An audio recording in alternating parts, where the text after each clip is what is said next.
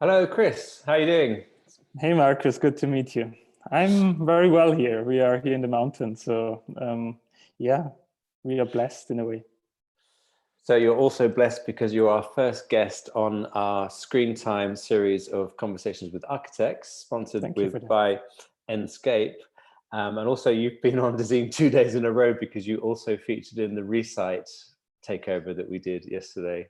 Yeah, that's right. We should continue this week like that. So slightly random planning, but that's how things are at the moment. Could you just introduce yourself and say who you are and what you do, and also where you are, because you're in quite an interesting location. My name is Chris. I'm a young architect from Austria. We are now around 5 years old as architects, so we are still like toddlers. And we have a little architecture studio here in the mountains of Austria, together with my wife, Faye. And we work and live in this remote place. So yeah, actually isolation is somehow how we live anyways. So it's nothing new basically for us. So you're literally in the mountains, are you? If we could see out of your windows, what would we see? You would see that we are surrounded by mountains. Before we lived in the center of Beijing. Now we have kind of different skyscrapers around us. And it must have been a bit of a culture shock well, you're from Austria, right? Did you grow up in the mountains? So it must have been a culture shock. It must have been a culture shock when you went to Beijing in the first place, was it? And then even more so when you came back.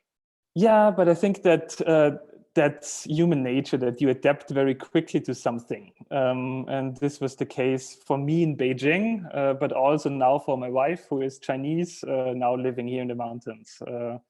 It's quickly adapting.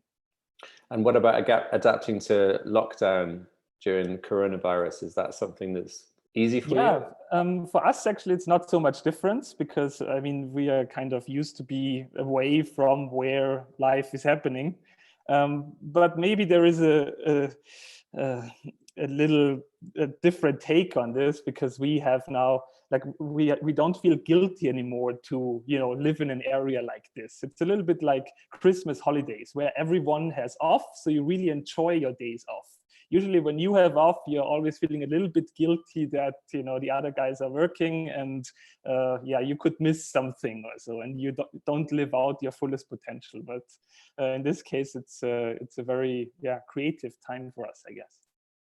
And a lot of your recent architecture projects have explored the idea of self-sufficiency. But how self-sufficient are you? Are you growing all your food just outside the door there, or are you having to drive to the supermarket every couple of days? No, I mean, we have a large garden. We try to be as self-sufficient as somehow possible. We grow a lot of our food by ourselves. Whatever we cannot grow, we get from farmers who are living in the area, like meat or eggs or milk.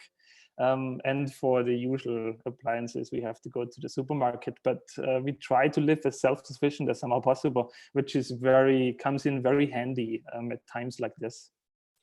We should have asked you to give us a little tour of where you're living and working. Maybe we could do that after the presentation. Are you on a laptop that you can I can carry it after the presentation. Yeah, sure. Okay, let's do that towards the end then, just in case something goes wrong. Yeah, sure. You've prepared a little 10-minute presentation of your work. So why don't you share your screen with us now and we can get going with that.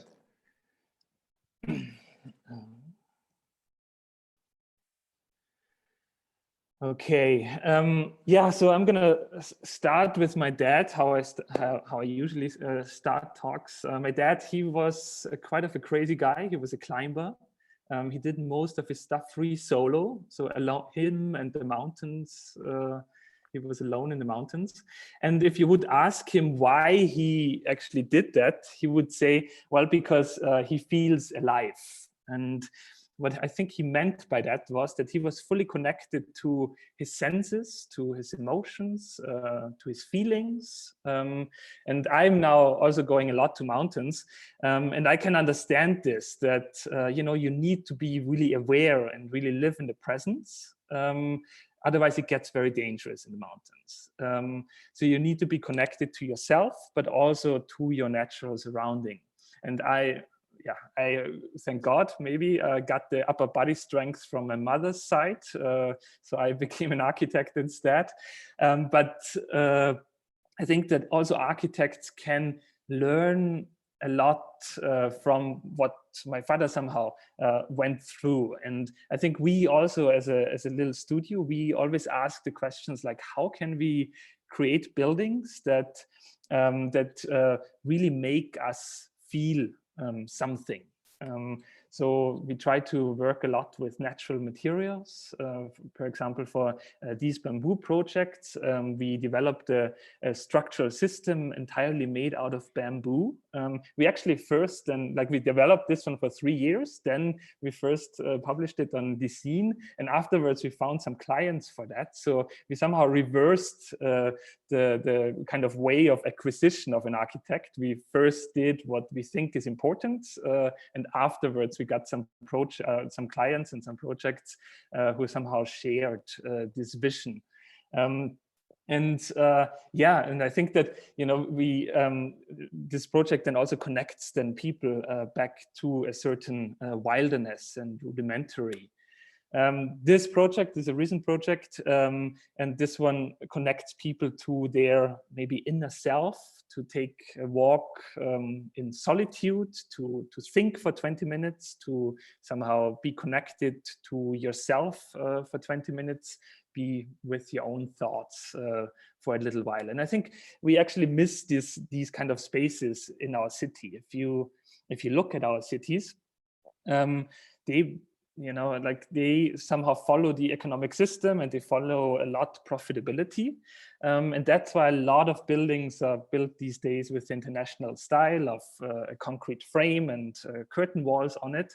But also this style really uniforms our city. And it doesn't matter if you look at, for example, here, Toronto or London or Shanghai. Like a lot of our cities, they really look the same. And if places look the same, you know, nobody is really inspired anymore by buildings. And if nobody is inspired by buildings, no one really cares about buildings. And if no one cares about buildings, you know, those buildings don't get maintained. And maybe then they need to be demolished and rebuilt after 30 years. So I think having a strategy that creates building that people feel something and care about, I think that's maybe in the end the ultimate way of being sustainable. So, for example, this project we developed for Toronto. It's a project made entirely out of wood, and even the material, metaphorically, also what is used to construct the tower, will grow on its facade. This is a project for Tel Aviv, where it responds to the neighborhood, to the buildings surrounding of Tel Aviv, the city of the Bauhaus. So it uses elements of the Bauhaus to connect to its surrounding. And I think if we have learned one thing from this pandemic, is that terraces and balconies are a really useful thing to have. Another little project which we recently opened was a hotel in Beijing, where we used the materials from demolished Hutong areas for its facade. So somehow all these reused bricks get a second life in this building. Or this little gallery we finished as well in Beijing. So really this way of, we always ask ourselves, like as I said, like how can we create a building that makes us feel alive, or that makes us feel something? And I think one strategy is to maybe look at our environment through the eyes of children. I think it doesn't matter if we are old or young, it doesn't matter if we are architects or not, but I think everyone in us has an inner child. And if we have this child maybe take over the design process in a way, I think we create much more diverse and much more unique and interesting buildings. So I hope. So I really look forward to that this COVID time really is over. Then we start constructing on the first 6 of those buildings. And I think these ones really invite you to somehow discover or explore architecture. And I think by exploring something, you create a personal bond to a building. And yeah, maybe this creates then this feeling and an emotion for this place. So 2 years ago, we moved then back to Austria. As said before, we didn't move to any city, like we really moved to the mountains of Austria. And it was, you know, like before, it was a really difficult start and a really difficult decision for us to do that, to move from the center of Beijing, where our previous office was, back to the mountain. So that was a very difficult thing. But you know, now we have a small studio. We have now a little son who is 6 months old, and we created a really nice, I think, work-life balance. So when the weather is nice, we can go to the mountains, we can go hiking, skiing, ski touring, and so forth. And when the weather is not so nice, we have some time to work on our projects. As said before, you know, we try to be efficient. We try to grow a bit of our own food, and of course, like the way you live is also inspiring a lot the places you design, because architecture in the end is a very personal craft. So for this project, for example, we wanted to bring this kind of lifestyle also to the city, to combine in a project agriculture on one hand and architecture on the other hand. And maybe both then can benefit each other, because this one then creates buildings that are, you know, in a circular economy where it creates a circulation of, for example, food waste is going to the basement where it gets decomposed, and then the soil is used to again grow some food. And the food then becomes a visible element again in the city. So we are not disconnected from where our food is in the end growing. And it creates also buildings that connect to all your senses. So in the way you can hear the building, maybe because there are bees in there and there are birds nesting in there, or you can taste the building and smell the building, and of course touch and feel the whole building. And maybe in the end it also creates maybe different city centers, centers that are not necessarily defined by banks or by corporations or by greed, but maybe by health and vitality. So I think these are a couple of thoughts as an introduction that somehow guide our design process and try to help us to create buildings where people can feel something.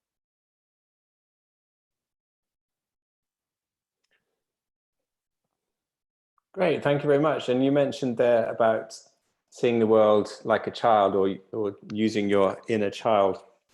And some of those projects that you showed, they do look like they could have been designed using children's toys or children's construction kits. Like the one in the forest looks like it's maybe made of toilet rolls joined together, and the one with the skyscraper you showed at the end, it could be made from sticks. So is that, are you taking what you're saying literally there and actually designing with the tools that a child might have? Yes, actually, we built the first models with toilet roll, with the inside of toilet rolls. Now you couldn't afford it during the COVID crisis, but before it was possible.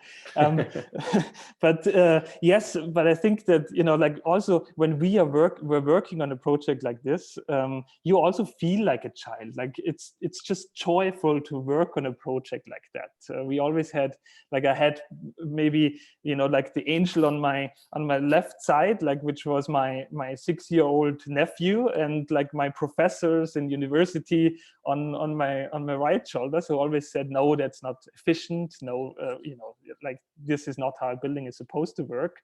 But then, you know, my nephew on my other shoulder is saying, no, but that's really cool, and I want to explore this space. So you know, seeing it through eyes like that, maybe, yeah, it creates a different kind of architecture that goes away from the common things and being more diverse in the end. And those tube-like dwellings that you showed, you said that some of those are going to be built soon as this crisis is over. So talk about what those are going to be and where they're going to be built. Yeah, so we are planning on building the first 6 ones in different sizes and different heights and different amount of bedrooms. The first 6 of those birds, they're called bird because they look like a little bit like a cartoon character in the end, not really like a building. So we gave him also a name, and we built the first 6 ones in a near restaurant in a remote area in Austria. It's one of the best restaurants actually in Austria, and the chef of the restaurant, he's using those 6 birds not for guests but for his employees, because he says, he gets enough guests with the food, but he needs to get good employees, and maybe architecture becomes a tool then, to get good employees as well. And they also look like they'd be good self-isolation homes as well. Yeah, right. I mean, they have everything. Our goal is in the long run to make them really self-sufficient, to be autarkous buildings somewhere in a forest or in a remote location. And are they constructed entirely of wood? They are entirely made out of timber, made of CLT, but bent CLD. So it's quite of an expensive construction, but really high quality. And with this kind of construction, we also reach all of the everything we need to have from a government perspective to being a house. We have a 90-centimeter staircase in there. We have thick walls that they insulate enough in winter. So it becomes a really efficient building, although it doesn't look like it. But we chose the construction form that way, that they become like a family home. And you mentioned how you came up with a design and you got it published on Dezeen, and then afterwards you found a client. Is that how you approach a lot of your projects? For example, the park that you showed, is that a speculative project? You just put that idea out there, or is there a real client and a real location? Yeah, like in general, we work always on 2 projects at the same time, mostly. But we try to do it this way. One project is always where we have a client. This pays for our bills. That also puts us somehow in the real world of the art of the compromise, in a project. But then we also work on a project that is speculative, that is self-initiated, that is self-financed. So, for example, the bamboo projects started this way. The farmhouse started that way. This creates a pretty nice balance of those 2 things. We don't do any architecture competitions. We stopped doing competitions a long time ago, but we do those speculative projects instead, because we find them, for example, for the farmhouse, we find that this might be a very important topic in the future.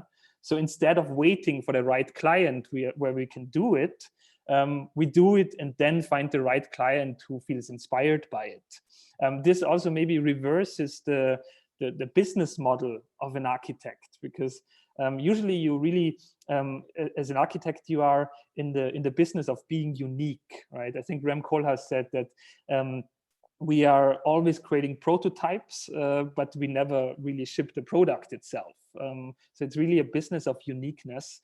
But actually, if you tell this to an economist, he would say that's a really stupid business model. Because, you need, maybe if you design a house, you need 1 or 2 employees in your firm who design this house. And if you design a kind of an airport or so, you need to hire 20 people, but your margins somehow still are the same. But maybe in this way, we design something more like a product, like, for example, with the tree houses, that we then design one time, but then more clients can actually come to us who are interested in building something like this. And you create maybe also a different business model for yourself than in the long run. So it has a lot of benefits we discovered with these bamboo projects, which now, we try to integrate fully into our day-to-day work. And the projects you showed, they do all look like they're made of modules, so that they could be mass produced and you could apply the same idea in different places, in different scales? Yeah, I think we like clear geometry in a way that is modular, but where people can choose how many modules they have. So all of them, they can bring their individuality inside into the project. But also, that there is a possibility for them to be constructed in an indoor environment of the site where you have a lot of quality control, and then being shipped to a place where they are installed. Like we somehow, that reduces the noise and the waste and so that goes on construction site. So I think that's also a very sustainable way actually for building in the future.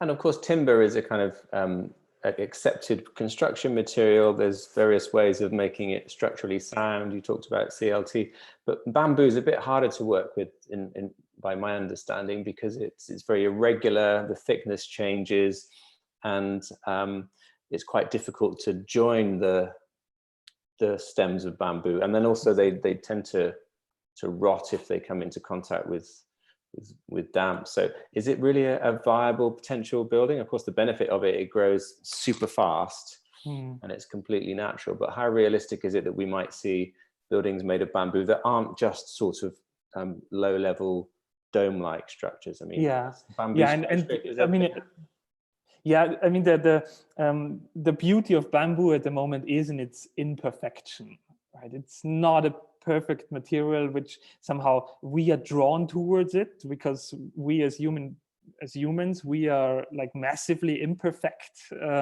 So this is really, I think, a material that fits to us, but it's very difficult to get it into any building code on one hand, and on the other hand, you need a lot of experience to work with bamboo. So it needs really skilled craftsmen to do that. And I'm sure Laura as well from Ibuku, and like we visit her, for example, a couple of times, and we are quite good friends. And like, for example, what she does with bamboo, that really everything comes together. Like the craftsman comes together, but also the vision of an architect, but also the place where something is locally grown. But to bring this idea then into the city, I think it needs kind of a system. But if you imagine, for example, CLT, cross-laminated timber made out of bamboo, I think you have then maybe a product how bamboo can actually enter the cities through a back door in the future. But a lot of research and experiments actually going into this direction. So we will see what comes out of it. And I did a conversation last week with Terraform One and ODA, both from New York, and they were showing some projects that touched on some of the themes that you've been talking about. There was a project which had the facade for butterflies. So the idea was that butterflies would come and inhabit this structure, and it would give them somewhere to survive and to breed and to feed. And I asked them the question at the end, that given the situation in the world now, do you think that this difference we've always felt, that human society is here and nature is out there, is breaking down in some way, or has to break down? Because your farmhouse project, the plants, and well, I don't know if it was just plants you proposed for that, or animals as well, but they come into the city and they're part of the city rather than being something that happens out there. What's your view on the way that we've come as a society, and the division or the lack of division between us and nature? I think there are a couple of paths we can take from here. Like, I think one path is that our future in the cities will be guided by data, more information, more knowledge, and so forth. And I think actually in China, a lot of like the government, they are trying now to bring the smartness of the city to the remote areas, right? So people are not leaving the villages and move to the cities. I think that's one path that might fit to China, but I think we also in the West, we can ask actually a bit of the question differently. Like, how can we bring the qualities of the countryside and the qualities of the remote areas to the city? Because yes, I think that our cities, they will become much smarter in the future. There will be much more knowledge and we'll have much more information in the city.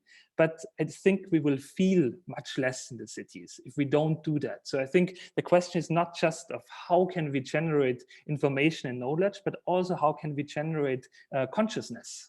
Right? How we bring actually this sense back to the cities, that there is a certain sense of wilderness, or there is a certain connection with nature.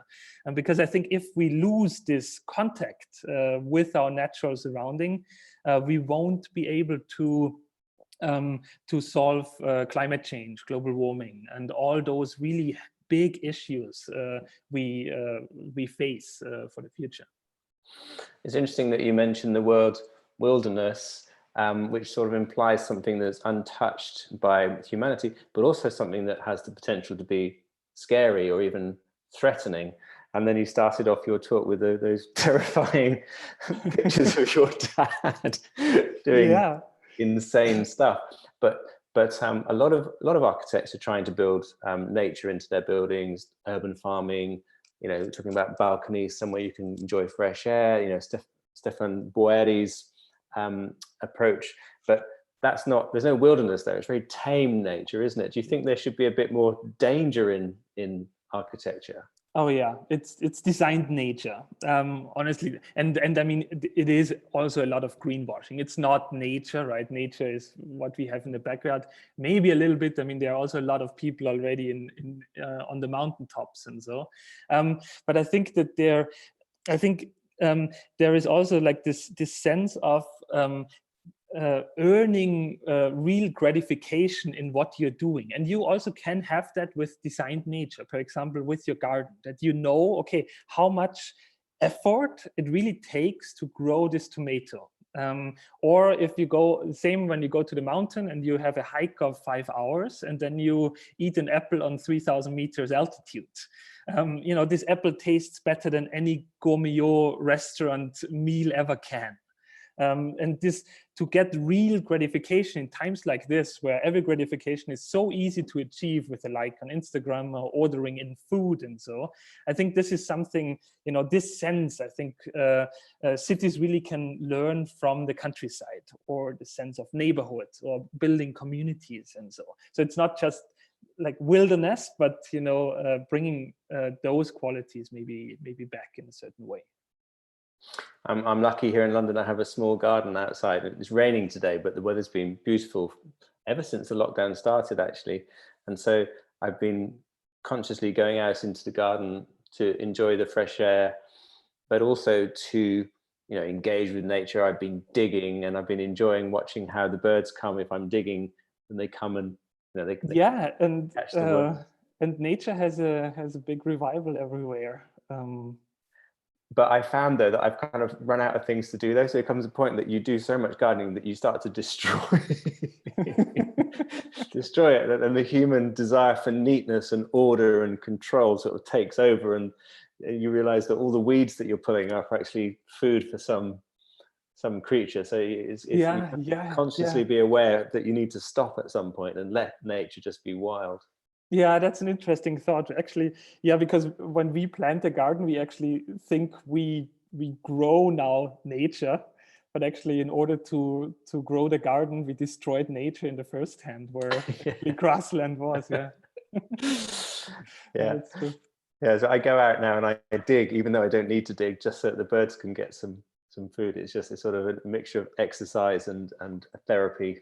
I think you're digging your secret bunker for the next pandemic. Well, you know what? When we first moved into this house, there was a bunker in the garden. There was an air raid shelter. There you go.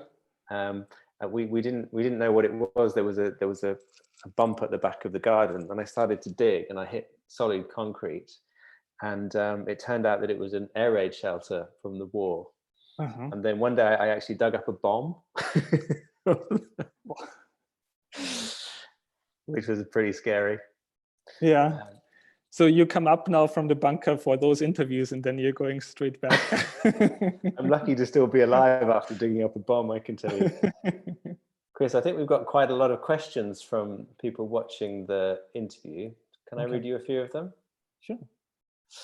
Okay, Lucy asks, don't you think caring for buildings is always associated with ownership or the sense of ownership? I guess that was when you showed the picture of Toronto, you were talking about people care about buildings less because they're, I don't know, less special or more generic.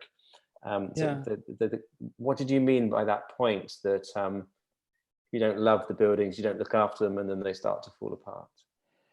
Yes, of course, ownership is one topic, but I think we are also connected to building in a different sense. That, for example, every place on Earth has their heritage of buildings. They have their vernacular style. But if you build everywhere those curtain wall facades with the same buildings, then those 1,000 years of traditional building and craftsmanship, and so they are all gone. And all things then start to somehow become a background of our lives.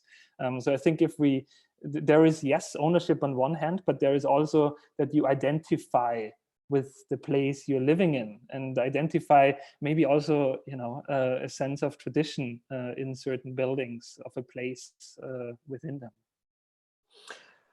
Rishith asks, what could students of architecture expect from architecture studios at the end of this pandemic? How are internship and job opportunities going to change? This is a really interesting question, given that the current generation of students, they're finding it very difficult to study. They're finding it very difficult to prepare their graduation shows.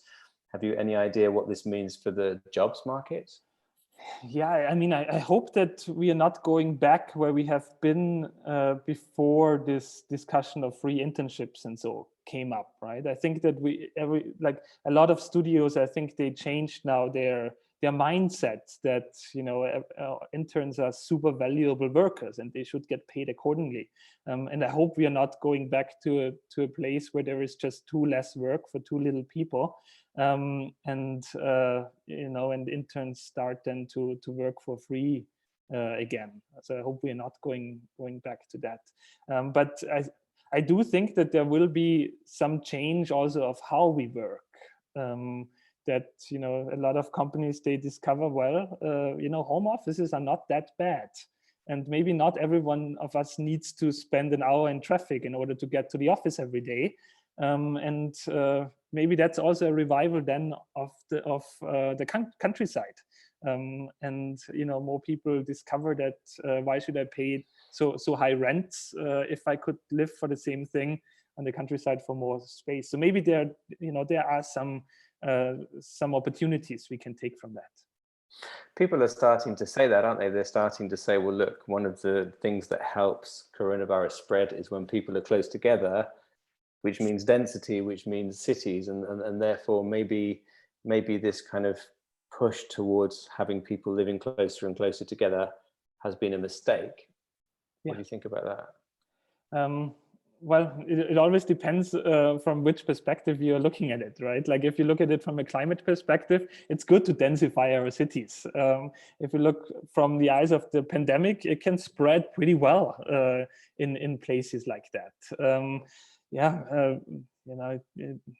It won't be our last pandemic probably we are going through, and I think it will have a lot of changes of how we perceive urban areas and also the connection to the countryside. And of course, you mentioned Rem Koolhaas earlier on, but he just opened this big exhibition in the Guggenheim in New York, which obviously has had to close down again now, which looks at the countryside. I think his rationale was very much, all the other architects are looking at cities, so I decided to look at the countryside just to be a bit different. And actually, we hear from a lot of architects that they are looking at the countryside, and they like to work in remote areas. And I think there is a lot of things happening. I think and a lot of positive attributes on living this way, because you're just a bit further away from where the hustle is going. And I think that's to find a little bit of balance through your work and your life. I think those are the places to be. Well, you're doing it already. Yeah. It's funny. My son asked yesterday at dinner, he said, would you be able to live in a small Scottish village? It's a completely random question. How did you answer? I said no, because I've always thought I wouldn't like to live in the countryside. I wouldn't like to live in a small community. I think it's a sort of a prejudice about the kind of people that you'd meet there, that you would probably not have anything in common with the people. I love the countryside. I quite like being alone, but you tend to get more interesting, open-minded people in cities. But then I thought about it, and I thought, well, actually, it's kind of like living in the countryside already the last month, because don't really see anyone. And I think that's a great freedom, actually, to not having to talk about architecture the whole time. I mean, when we were living in the city, there is a disease in architecture that is just hanging out with other architects. And you just talk about architecture, and that creates such a bubble around architecture that it's really hard to escape. But near this village we are living in, no one knows that we are architects, and no one cares about that we are architects. And there is a really beautiful freedom to that. So when you bump into your neighbors, what do you talk about? The weather or the skiing or? Yeah, or, like we have a lot of close relationships to the people who are living next door in Beijing. We didn't know our neighbors. I mean, surprisingly for me, there are actually talking points which exceeds architecture. Okay, God, there's loads of questions. Oh my God, apparently this has been a very popular talk. Let's go through a few more. Post-pandemic, what design changes can be carried out in densely populated cities like Mumbai, especially using existing structures? So we've talked about the countryside, but for the people who have no choice but to live in the city, what about them, especially in poorer countries? Yeah, I mean, I think that like the design, for example, we did for this park that allows social distancing is a bit over the top for installing it in Mumbai or in the city. But I think that we need places for people to escape towards too. And this is not just on an urban level, but it is also on a building. So that if we densify our cities, that there are also levels or rooftops or units that are just, for the public, that it's not there for a developer to make money with, but this is just for a public good, spaces to somehow escape, and spaces to breathe, and escape also the noise and the pollution also from the city itself. So I think that to create money outside of our economic system and give it back to the ecological system, I think that will be a big topic in the future. Jiran asks, you've mentioned authenticity in design a lot in your Q&As in Instagram. How would you define authenticity in design? If you mention authenticity, you've got to be able to define it, Chris. Yeah, no, I mean it is a bit of a difficult question, because of course everyone tries to make themselves special and promote themselves more than they are. But before maybe 2 years ago or so, I would have always said, yeah, and we have the studio and we have now 20 employees, but maybe we had like 8 or 9 and a lot of and some interns or so. Today, like, we have 2 employees, right? We are a very small office, and we are so happy to be small. But like, we cherish and flourish by being a small office. I think that being small, that also then gives you the freedom to be approachable for people, because we are not constantly in this wheel of getting more projects and running after projects, but to look a little bit outside of of our own office and being approachable by other people, answering questions, helping them, and also looking what other people are going through and other countries are going through. So I think that to trying to be as honest, although sometimes this is difficult, but trying to be as honest about your own lifestyle and your own struggles, but at the same time being approachable for people, I think is somehow towards to. But I think that we also I think especially on the countryside, there is an even more importance to being authentic.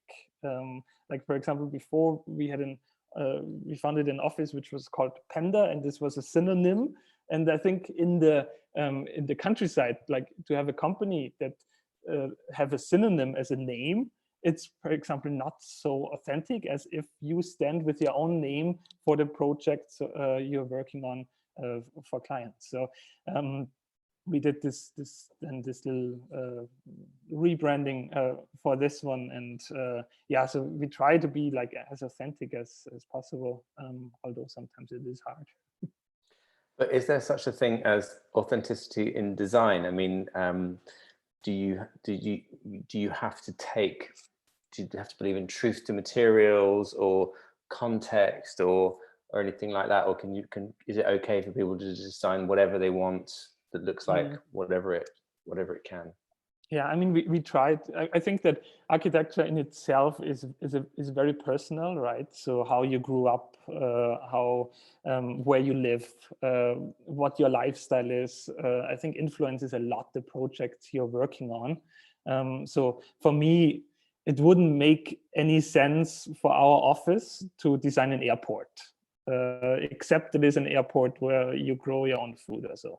So we try, to keep away from those projects that are not in our wheelhouse, and rather go for these projects, that we really feel comfortable and we can bring our vision in. Although they might not pay as well as designing an airport, for example. But with a small office, you have a smaller backpack that you have to carry around. So exactly how much money you need to make per year, so you can finance your employees, and that leaves then some freedom on the side for doing self-initiated projects or so forth.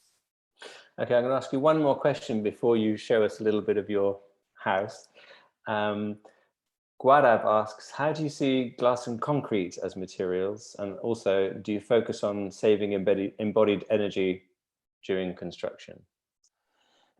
Yeah, I mean, I think that every material should be used where it makes sense to be used, right? If I build something in Austria, I would definitely I would tend to design something in wood, because we have very good forest management. Since CLT was invented and since the construction in CLT is booming, our forests grew 8%, per example, because of forest management and so forth. So there's a benefit on the ecological side, but also on people who live then in those buildings, because it's healthy to live in a wood building. But for places that don't have a good forest management, it doesn't make sense to somehow transport the wood then to India or so, or where the humidity doesn't allow to build with wood. So I think it's always of what kind of materials you can locally source to actually use them then, and the craftsmen who are able to build with those. So would you ever do glass, steel and concrete building? Would there ever be a situation where that was appropriate? I am a bit against glass building, especially, in my mind, it just doesn't make any sense to build a glass building in the south, to cool it down with machines again. If there needs to be, yes, glass is fine. Our office has a lot of glass, but our office is hiding behind trees, and so. But never say not never. But I wouldn't see any benefits that the client can have, and for us doing that. Okay, so now if you could go on a little walk and show us your house and your surroundings. What's up that ladder? What's up that ladder? Sorry? The ladder, there's a ladder behind you. What's up there? Is that just a bookshelf? This is going up to a row of windows. And we have a bookshelf, which is actually going all the way on our, yeah, actually go this way. Yeah, so this is our little studio here. And very nice. Yeah, I have now to shut this down because it was better for the video, but yeah, if you look out, then this is our view here from today it's a bit cloudy, but back there, this is all filled with mountains. And also actually on the other side, there are even more beautiful mountains. Wait for a second. Yeah, this is our back side of the house. Wow, amazing. Yeah, and you can actually walk from our office up there. So we do that whenever somehow the work allows it. Great. Well, lucky you is all I can say. Yeah, I mean, it was risky and difficult in the beginning, but I think, you know, especially during the last weeks, I can say that we made a good decision on doing that. Great. Well, it's been great talking to you, Chris. You were on Dezeen yesterday. You're on Dezeen again today. I think tomorrow we'll give you a miss. That's okay. But I'm now not on for at least a couple of years, I fear. But it'd be great to meet you in the real world at some point, because we've never actually met before, have we? Yeah, I look very much forward to that. Okay. Thank you so much for your time and for Thanks, sharing Marcus. your work with us. Bye. Thank you. Bye.